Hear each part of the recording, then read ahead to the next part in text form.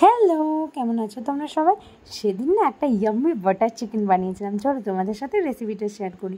প্রথমে চিকেনটাকে আদা বাটা, রসুন বাটা, লেবুর রস আর তেল দিয়ে ম্যারিনেট করে রেখেছিলাম। দেন 30 মিনিটস পর আবার সেকেন্ড ম্যারিনেট করলাম। কাশ্মীরি লঙ্কা, দই, গরম মশলা, বিরিয়ানি মশলা আর একটু লবণ দিয়ে এইভাবে তাওয়াতে তেল দিয়ে ভালো করে এপিট ওপিট করে ভেজে নিলাম। এখানে চিকেনটা 80% কুক হয়ে গেছিলো।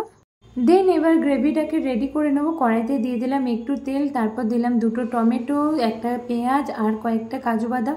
ভালো করে নেড়েচেড়ে ভেজে নিয়ে মিক্সিতে একটা স্মুথ পেস্ট তৈরি করে নিলাম। তারপর কড়াইতে দিয়ে দিলাম বেশ অনেকটা পরিমাণে বাটার, যেহেতু এটা বাটার চিকেন। তারপর দিয়ে দিলাম গ্রেট করা রসুন, তারপর ধনে গুঁড়ো, জিরে গুঁড়ো, কাশ্মীরি লঙ্কার গুঁড়ো, তারপর যেটা মিক্সিতে পেস্টটা তৈরি করেছিলাম পেস্টটা দিয়ে দিলাম। ভেজে রাখা চিকেনের পিসগুলো দিয়ে দিলাম, মশলার সাথে ভালোভাবে মিশিয়ে নিলাম। স্বাদ মতো দিয়ে দিলাম চিনি। তারপর 10 মিনিটের জন্য কুক হতে দিলাম। সাইড থেকে তেল ছেড়ে গেলে ওপর থেকে দিয়ে দিলাম কসুরি মেথি, সামান্য পরিমাণে মধু আর কেওড়ার জল। একদম ইয়াম্মি বাটার চিকেন রেডি। নান বা ফ্রাইড রাইসের সাথে সার্ভ করো। চলো বাই, টাটা।